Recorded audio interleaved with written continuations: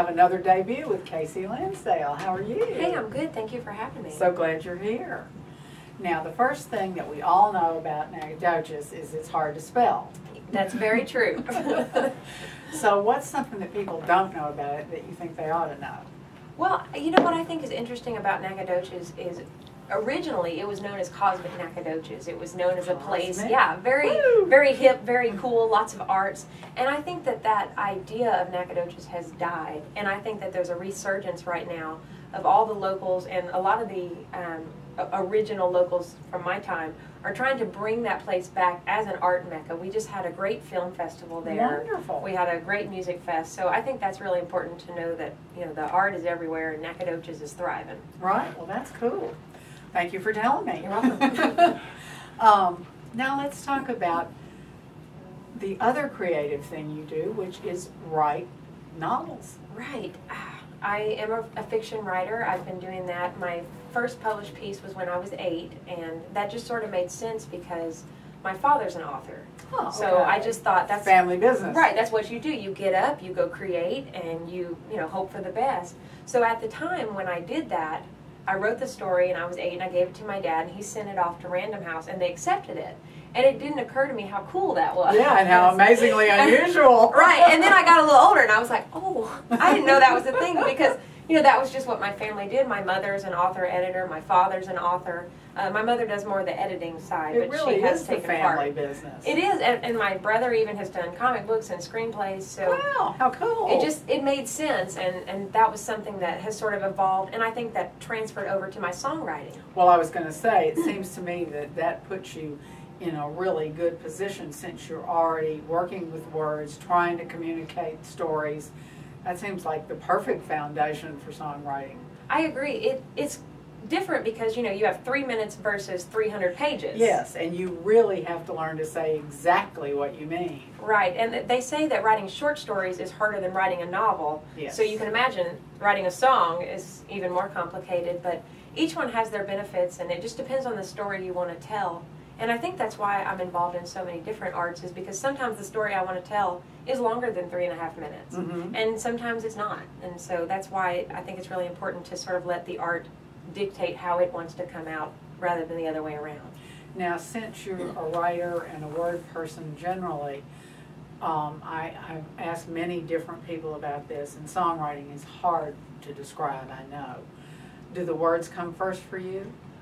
It really just depends. A lot of times you'll hear like a hook as something that sounds nice, you know, even something so simple as Sorry Ain't Enough, the single. Mm-hmm. That's something you hear in common vernacular pretty often. Oh, Right. Sorry Ain't Enough. And you just have to be able to discern whether that's something that can be catchy. And so I would say lyrics usually come first, but most of the time they kind of come and work in tandem. And I think that that is... I think that's just having the creative literary background. Mm-hmm. I think most people have melody first. I think that it just depends on the song. It is a hard question to answer. Well, and I think you're right, because ultimately over all these years, that's the answer I get. It's hard to explain, and it depends on the song. Right. And that makes perfect sense to me, because even a person like me who would never sing and would never write a song, sometimes I hear what I know are tunes. Right. And that's because I've listened to so much music all my life. I know that's why, even though it's not necessarily identifiable. But I'm a word person, and for me, if I'm thinking about something, the words normally come first. Right. Well, and that makes perfect sense. Yeah. And because you are around it, you're able to pick that up. And not everybody has to be a songwriter to be able to identify that they have an ear for music. Right. Now, John Carter Cash produced your album, Restless. Right. So you went to the Cash Cabin.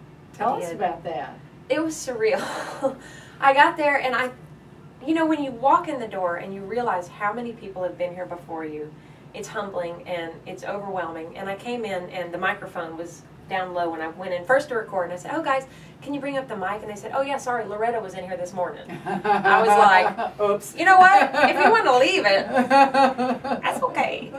And maybe there'd be a little yeah, magic for I a was like, I don't want to mess up whatever system she's got going, because it seems to be working. But you know, and you look at, there's a train set that goes around, and I said, "Why is there a train?" He said, "Oh yeah, Chris Christopherson gave me that for my 10th birthday." And there's stuff signed from Bob Dylan. So I mean, you walk in and you just realize the history, and you realize that so many great people have been there, and I think it's really great because it sort of makes you step up your game, and it really puts you in the right headspace to record an album. So you weren't intimidated? Oh, I was. Oh, you were. But you know, you either rise to the occasion or you drown. Right. So. Right. Well, tell us what's the next big thing coming for you? Actually, right now I'm working on the new album. I'm doing good. lots of writing. Right. It's been a process that has taken longer than I anticipated because I've been on the road so much for this album. That you know, I want to be sure that I'm getting the right songs. I want to be sure that all the right people are involved. So. Are you co-writing? I'm co-writing and writing other alone. songs and writing alone? I have not decided whether I'm going to use songs that I'm not a part of or not. Mainly because licensing is such a paperwork debacle. Yes, yes. And I think, you know, that when it comes from your heart, it is more genuine. But that doesn't mean that there aren't great songs that you're not a part of. So if I hear the right song, I'm not opposed to it. But right now, I think, you know, writing for me is a form of therapy. And so I think it's really important to purge all that, whether it ends up on the album or not. Great. Well, if people want to find out where you're playing or where you're going to be on the radio, how do they find out? You know, KaseyLansdale.com. That's KaseyLansdale.com. That's got my tour, my socials, all my media information. And I would love to hear from everybody that they heard me on Cluttered Corner. Great. Thanks for coming. Thank you.